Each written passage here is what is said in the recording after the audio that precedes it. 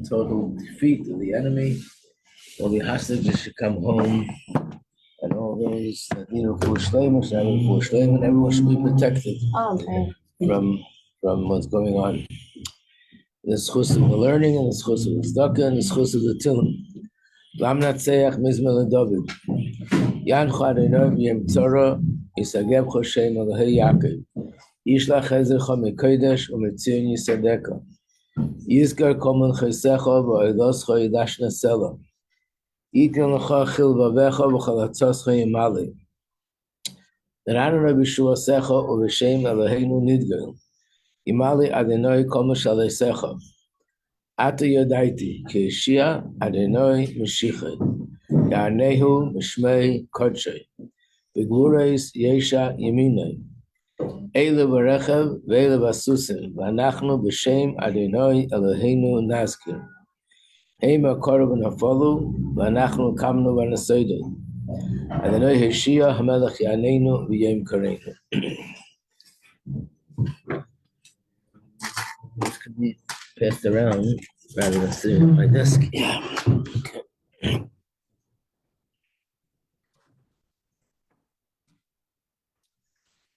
So this is, we're learning from this Mamar, the Mamar of the Rabbi Rashab, Veyadata Moskva. And this is another angle to understand the idea of a Nisayon. And here in this Mamar, the background, this is, we're doing just a piece in the middle, is that the pasuk says, "V'yadaita hayoyim," we should know that Havaya hu Elokim, which means Havaya and Elokim is one. And the question that was raised is, how could you say they're one when they're actually opposites? Havaya is revealing, and Elokim is all about concealing. So the point of the Mamar is that the concealment and the revealing are one, because the concealment is not for the purpose of concealment. Its purpose is, its objective is to reveal. And therefore, it's part of the process of revealing. To explain this, he gives a mashal. The mashal is of a Rav who understands Inyan and Seichel that's very deep, very abstract. In fact, it's so deep and so abstract that there's no way he can communicate this to the student, because of the student, if he would share with the students what he understands and the way he understands, the student would be overwhelmed, he wouldn't get it, impossible. He'd actually be confused. So what he needs to do is just give the student some sort of an outline of the real deal. He has to give him some sort of a just external, superficial way of understanding it, many times with a mashal, and that makes it very simple, and therefore he can grasp it. So even though he's giving the mashal, and by doing that he's concealing, but it's only a concealment for the student, not for the teacher. And if that's the case, that means in reality, it's not a concealment, because the teacher sees all the depth of the concept in the mashal. That's number one. Number two, it's not even a concealment for the student. Why? Being that the purpose of hiding the seichel, the purpose of bringing it down to a simple level, telling it through a mashal, the purpose is that he should be able to understand the concept, and without that he couldn't. So therefore, this is not defined as a concealment. It's actually a process of revealing. It looks like concealment on the outside if you don't understand the purpose and the meaning. But if you know the purpose and you know the objective, then you realize that the concealment is part of revealing, part of that process. I'm hiding the depth so I can give you at least the bit that you could understand. Without that, you couldn't understand it. But the depth is concealed. So then we went on to the next stage. The third level of understanding it is that not even that, even the deeper part of the concept is not really being concealed, because ultimately, through this process, that he hides the seichel, and he gives him just the exterior of everything, he is able to get the superficial understanding, but from there, he can eventually go deeper into it, gradually get there. In fact, we learned yesterday that the Gemara says it could take 40 years, but after the 40 years, he could reach and grasp the depth of the concept as it is in the mind of the teacher. So that means that in essence, it's not a concealment. The whole purpose is just to reveal, to communicate to him the depth of the concept.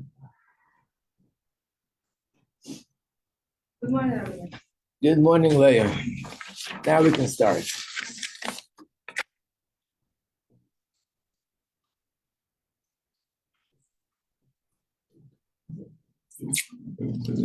So let's turn to page, at the bottom have the numbers, page 143.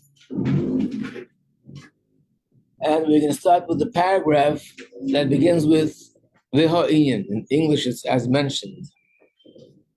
Let me just do this, the attendance. I'm the worst attendance taker, so I better get my act together here.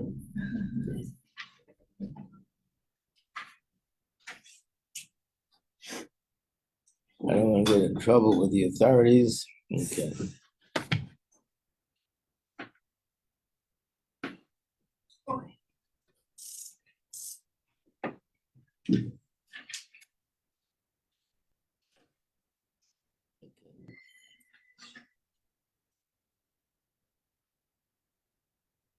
Okay, you don't want to cooperate? Don't. Okay. Talk to the walls. V'inyan. V'hinei nizbar la'el was explained before. Hagam shemashpia lei b'derech ktsara, even though the teacher, the mashpia, communicates the concept in a concise way, nevertheless, yesh bazeh behelem kol emek chachmasei. It contains within it all the depth of the concept. He's referring to a phrase that he brought down before, a quote from Gemara, where it says a teacher should always teach his students the words are in a short way. What does it mean in a short way? So he explains the short way, when you go have two routes to get somewhere, you can go through a long way or you can go a shortcut. The shortcut doesn't mean you don't get there, you arrive in the same place, it's just a shorter way of getting there. But you arrive in the same place. That means that the teacher doesn't really withhold information.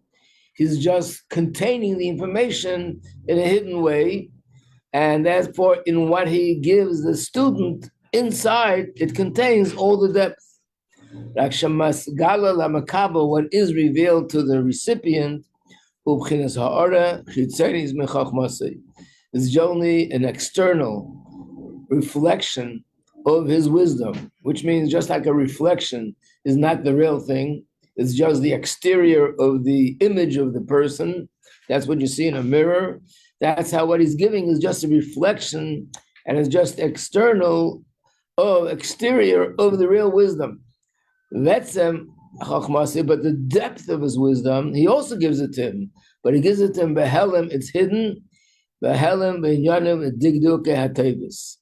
Where is it hidden? In the specific choice of words, specific choice of letters, the way he says it, those little details, that's where all the real depth is hiding. But the Zaysan, therefore, Hamakabel, this recipient, after he receives what he could receive, and this settles in his brain, then he moves on, he moves ahead, he goes deeper into it. He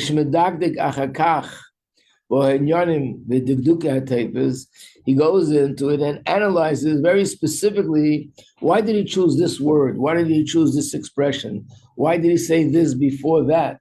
Why did he present it in such a way? He goes into all these little details, and that will reveal more depth to it.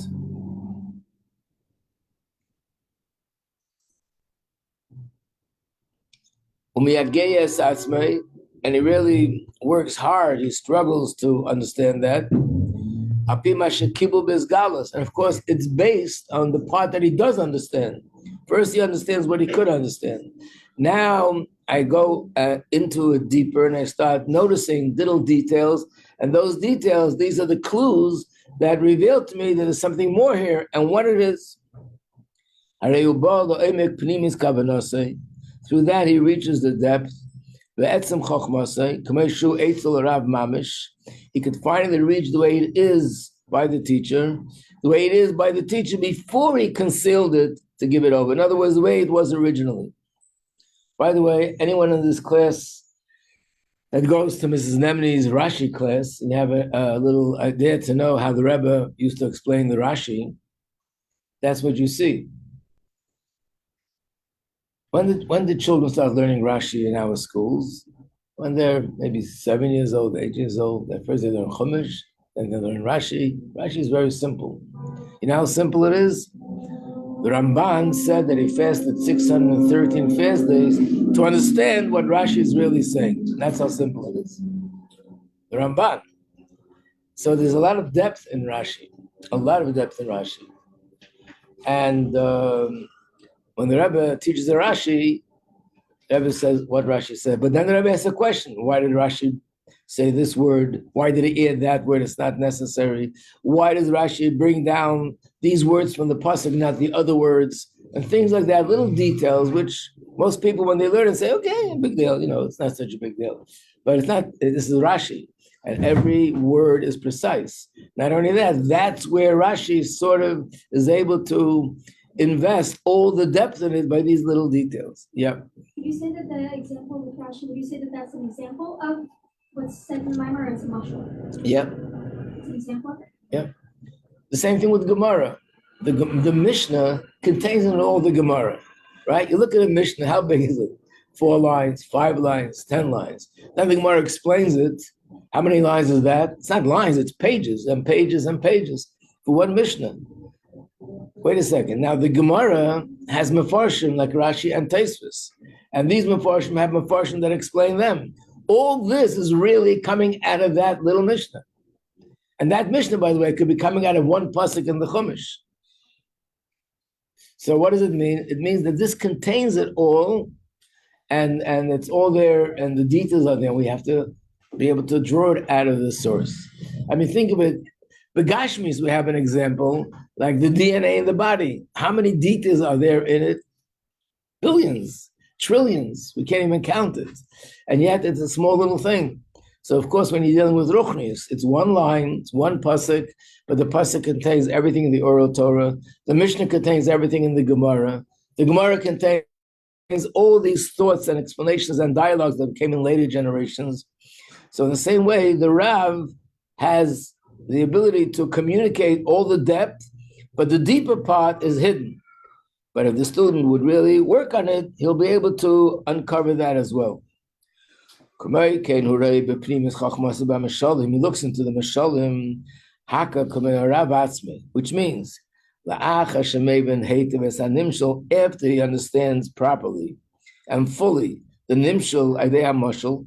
First he hears a mashal, which is like a little story, and then from the mashal he understands the nimshal, that there's something very deep here. Some of you might remember this from last year. Just to give an example, the Gemara says Rabbi Meir said 300 mishalim because he was so deep, no one could understand him. And 300 mishalim doesn't mean he had 300 parables. It means for every concept that he wanted to communicate, he needed 300 mishalim to explain that one concept. He needed a mashal to a mashal to a mashal to a mashal. And the Gemara says we only know 3 of those 300 mishalim. And what is it, 3?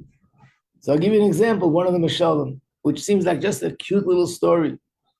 And it has a thought behind it. But it's only a mashal, which means there's infinite depth in it.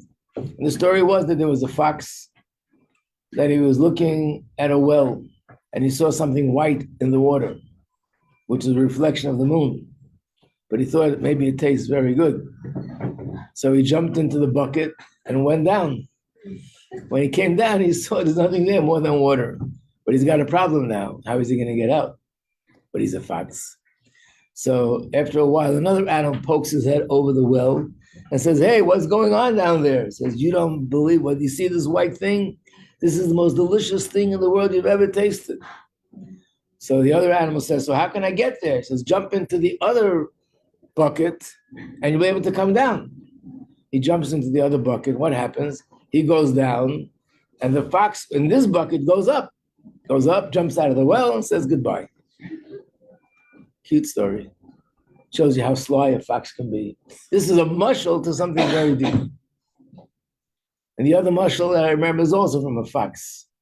That the fox passed a vineyard and it was very exciting to him to eat from the fruit, but he couldn't get in because the gate was fixed, but the space between one and the other was so small, he couldn't get through. So he fasted for 3 days, became so skinny, and went right in. When he went in, he ate and he ate and he ate nonstop until he couldn't eat anymore. Time to go out, he can't fit. So he fasted 3 days again, and he was able to get out. Another mushal.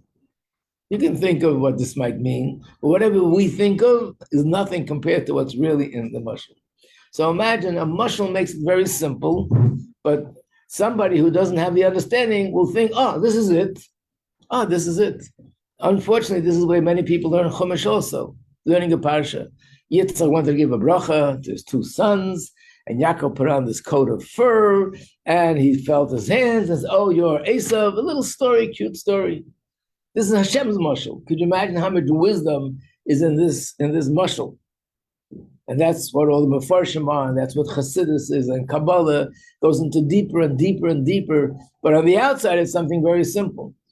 But if you won't give the simple, you never get to the deeper, because to give the deeper, pure, deep concept directly, you'll never get it. So you have to first get it this way, and then you can get the deeper. Page 144. Now, let's look at on the bottom 143. When you go into the details of the mashal, he comes to the deeper details of the nimshal. The real deeper meaning of this concept, as it is in its full depth. So through the mashal, eventually he gets to understand the nimshal, which means understands what the teacher understands. And then he gets to understand the concept in a very direct, almost like an explicit way.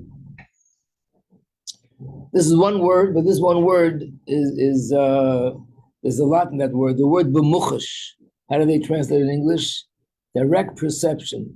Direct. No. Sorry. I'm more of an expert in English. It's not direct. I don't think it's direct. Muchash means explicit, like something that you can almost touch with your fingers. Right, something which is tangible. I think b'muchash comes from the word chush. In Hebrew, chush means the senses. The 5 senses are called chushim. This, you can actually sense it with one of the 5 senses. What it means to say is, remember we explained the other day that when you see something with the eyes of your mind, but you see it through the eyes of flesh, even what you see with the eyes of the mind becomes like an equivalent to a physical vision. It's like an equivalent to as if you're seeing it physically. Like the way we see the neshama. You don't see the neshama. But when you look at a person, you'd ask somebody, is there a person there or just a body? A person. Oh, is that a muna or you actually see the person? I think I see the person. No, you don't see the person, you just see a nose. You see physical body. You don't see a person. But the person, the personality manifests through the physical body so clearly that it's as if you're seeing the neshama. That's really what it is. Or the mashal the way the Alter Rebbe explains how we can actually see Hashem. If you look at the world and you realize everything that's happening is from Hashem. I just saw a message that was also, publicized from a soldier who was saying that you don't even begin to understand the incredible miracles that we are witnessing here. miracles that no eye has ever seen. I don't know what it's referring to, but I'm sure in a war, you just walked out of a place, just walked into a place, and how the enemy didn't notice you and things like that. Like you see Hashem in a mirror, more or less. It's as if you saw Hashem physically, even though you can't see Hashem physically, but through what's happening, you see Hashem physically. One of the advantages of a mashal, even though mashal is just to simplify it, and the mashal is just to facilitate the communication of the deep concept, otherwise the mashal is not important. So no, there's something more about the mashal. Once I understand the depth through a mashal of a fox, the concept becomes almost like visual. Because I'm looking at this mashal and I see the depth of it. So the depth becomes equivalent to a visual experience. So that's the advantage of a matzah. Nimtza. So what comes out is Shaz Mishtava Makabel El Mashpia. After all that, the recipient and the mashpia are both equal in knowing the depth of the concept. The only difference is Eitzel HaMashpia, by the mashpia. This was Yosher. This is a Hasidic term. I don't have it in the book because I'm not using this in the book. But Yosher is a Hasidic term, means direct light. I mean, the teacher knew the depth to begin with. He didn't need a mashal. That's his level of intellect. He understands it. He knows the depth. Then he takes the depth and he invests it and he closes it into a mashal. It's la makaba, but by the makaba, the recipient, it's chazer. It's something which is it's called a returning light. First, he has the mashal. First, everything is hidden. And then from there, he gets to understand the depth. And then he also could see the depth in a way which is equivalent to a physical, visual experience. Any questions before we go on? No. Because from all this, it's understood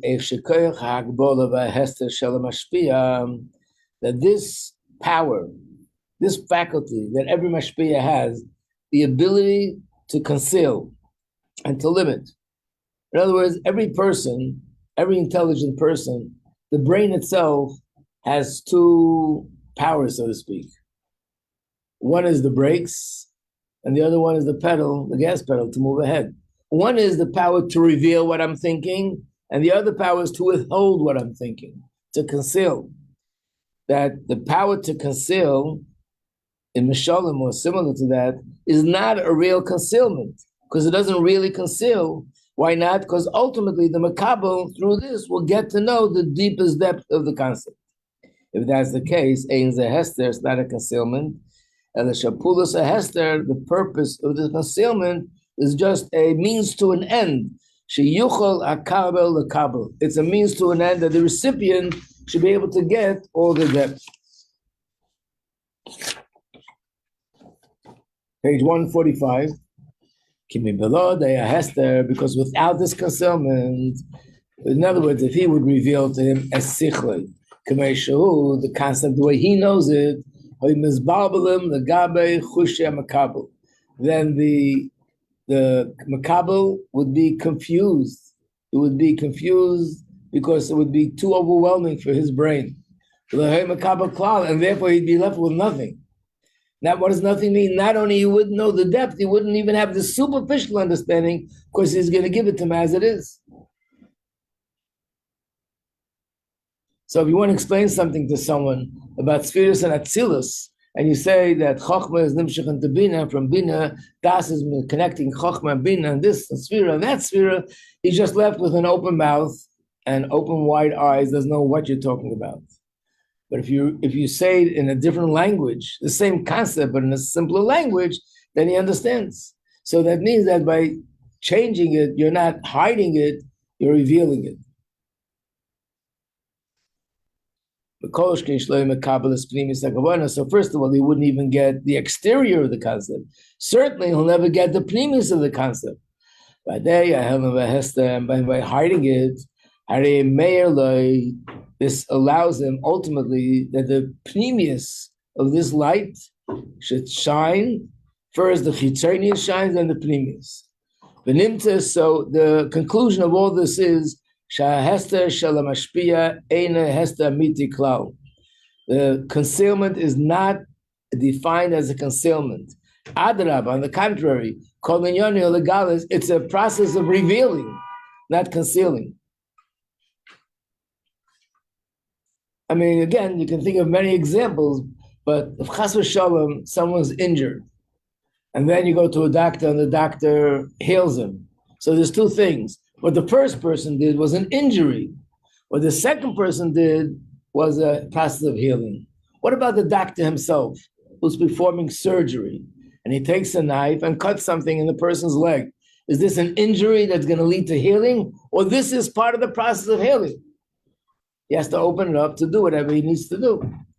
So it's not an injury that's going to lead to healing. This is part of the process of the healing. So the concealment is part of the process of revealing. And that's its true identity. The point is to take the light of intellect of the mashpia and bring it down to a lower place. That even there, the mashpia's logic and the mashpia's concept should be able to reach this lower recipient.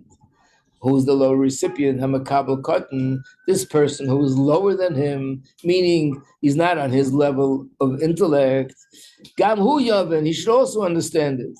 And not only the external, but also the pneumius. Nimtza be'emes ein zehelim behester klau. So the bottom line is, it's not a concealment. Adraba, maybe it's early madrege shalamat memenu. I think this itself is a good example. If you look at the last few paragraphs, you might say to yourself, isn't he just repeating himself over and again? Concealment is not a concealment, just a revealment. But if you would pay attention to the wording and the changes in the wording and the word that's added here and there, you'll probably be able to sit down and say how each paragraph is adding something to the previous paragraph. But I'm not going to do it for two reasons. Number one, we don't have the time. And number two, by the way, I probably don't know the answer and understand what is adding with each little line. You have to really study it to figure that out. But it's clear that it is the bottom line when walking away with, able to approach the subject of a Nisayon is that the concealment is not a concealment. Withholding is not really withholding. It's actually delivering. It's actually communicating. It's actually revealing. But it's revealing in this way. So on a more simplistic level, a teacher on Shpia is there to make you understand things. Isn't that understood? But you are now teaching us. It's quite clear that the reason why you're teaching us, or me, is because I don't know.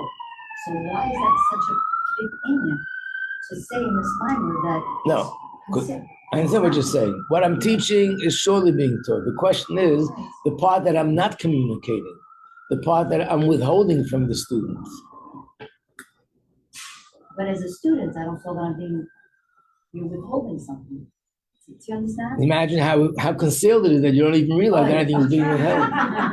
Okay, I for sure don't know. All right.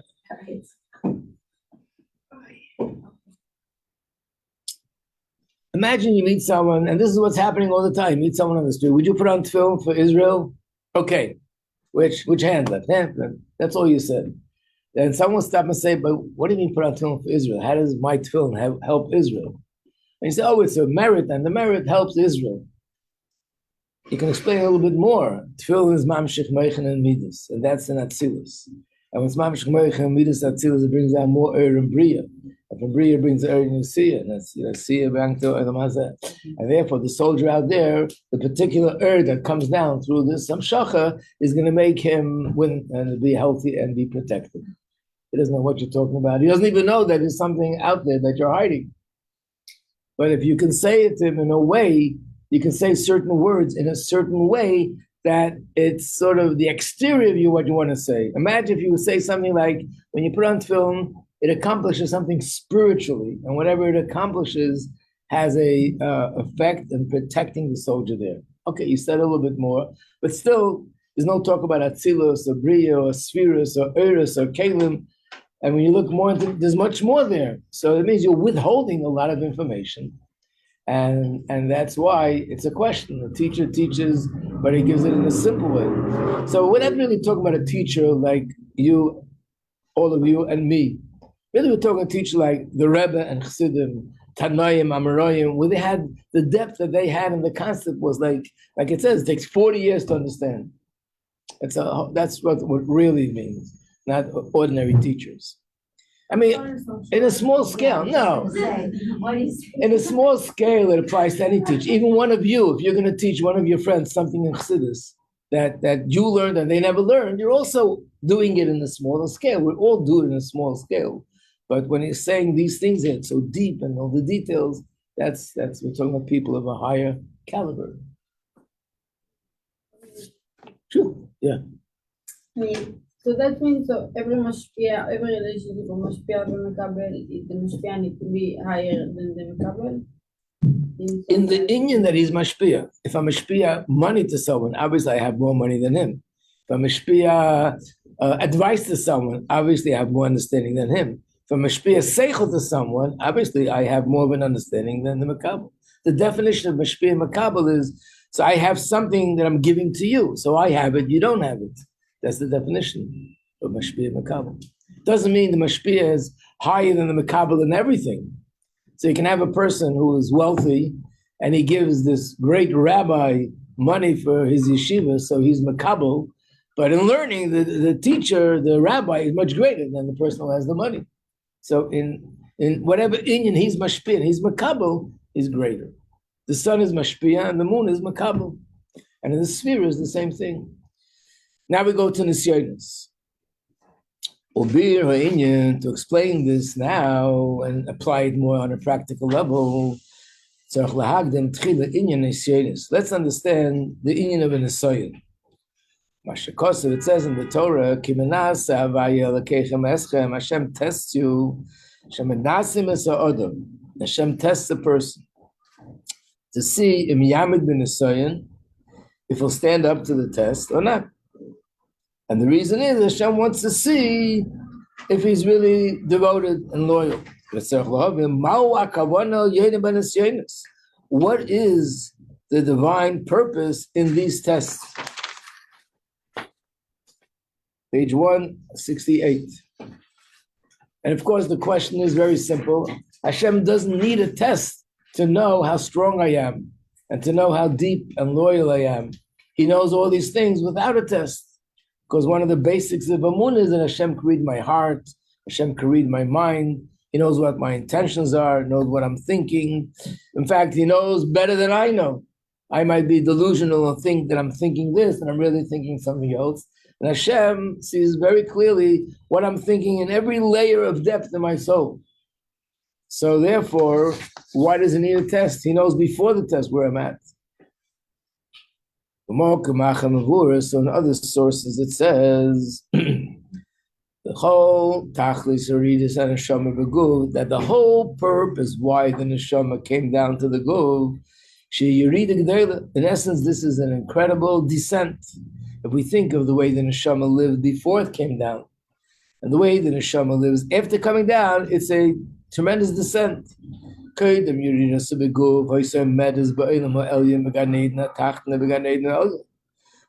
neshama comes into the body, the neshama is in Gan Eden. Which Gan Eden? So we know that in Shamayim there are two Gan Edens. One is called Gan Eden Elyon, the higher Gan Eden, and one is called Gan Eden HaTachten, the lower Gan Eden. And the truth is, it says in Chassidus that in each one of the four worlds there are Gan Edens. And in fact, there's more, really infinite levels of Gan Eden. But generally speaking, it's called the higher and the lower. Okay, as it's known that this is the meaning of the words Mayim Basa. There's a very famous chapter in Pirkei Avos, Mishnah in Pirkei Avos, where it says a person should always pay attention to where they're coming from and where they're going to, and so on and so forth. Where's it coming from? And these things will lead a person to humility. And the simple meaning is to think you're coming from nothing, and therefore, in essence, without Hashem, we're nothing. But here, it says in Chassidus, the word ayin means from a high spiritual place, which is called ayin. In other words, we know that when the word was created, yesh me ayin. So what's ayin? Ayin is Hashem, who is higher than our kind of existence. And that's where the neshama comes from, a higher spiritual, pure place. And what was the neshama doing there? The neshama was occupied with understanding and perceiving godliness, and being that Hashem is infinite, there was no end. And there the neshama is overcome with emotion of love and fear of Hashem. And just like the knowledge of Hashem continues to grow, that's how the emotional bond continues to grow. And the neshama is experiencing the ultimate bittul to Hashem. As it says, Chai Havaya Shemarati Lefanav.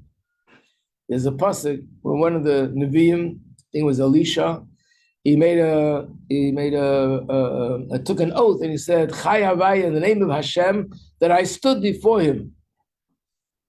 And the question is, what do you mean he stood before him? Oh, it says Eliyahu made the statement. And what is it? When did you stand before Hashem? So it means before the neshama came down, it stood before Hashem. And up there, there's no such thing as sitting or standing. So what does it mean, I stood? He should have said, I was before Hashem. Again, here's an example of just the precise wording. And the answer is, standing is bittul. It's explained in other places that the word standing is sort of a metaphoric way, a figurative way of describing bittul. And standing means I'm standing in one place. I'm not going forward. I'm not being proactive. I'm just submitting myself to an authority. In fact, that's why Shmona Esrei, which is the highest level of bittul, is supposed to be standing. So the shatz where the neshama was in this amazing place, and then it went through many levels. One level more hidden than the other. In other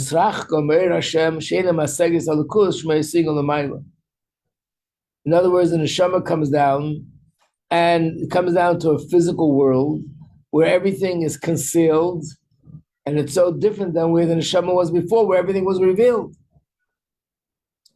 And even if the neshama could understand something about godliness here, you can't compare it to what the neshama experienced up there.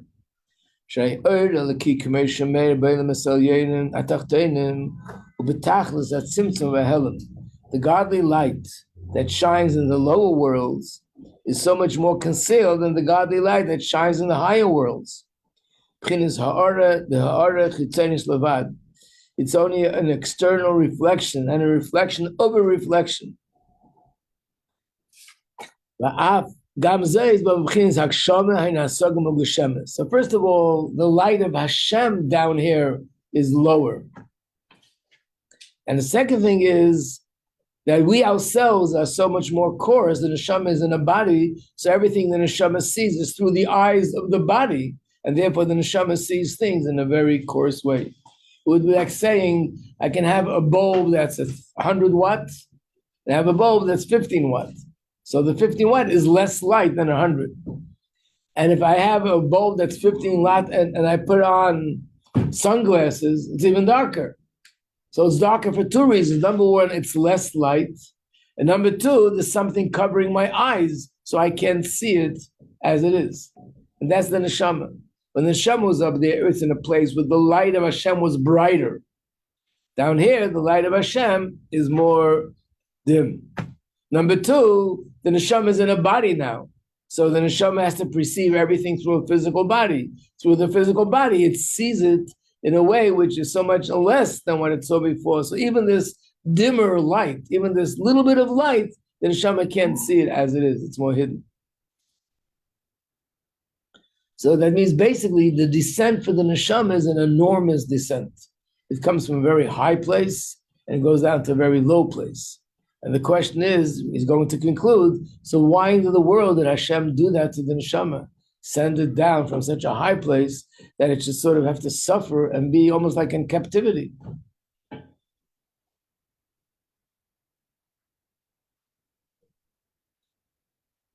I don't feel comfortable leaving with a question, but we all know the answer. And the answer is for the neshama to reach a higher level. And we'll do that tomorrow. Mirza Hashem, if we won't be in Yerushalayim celebrating Mashiach.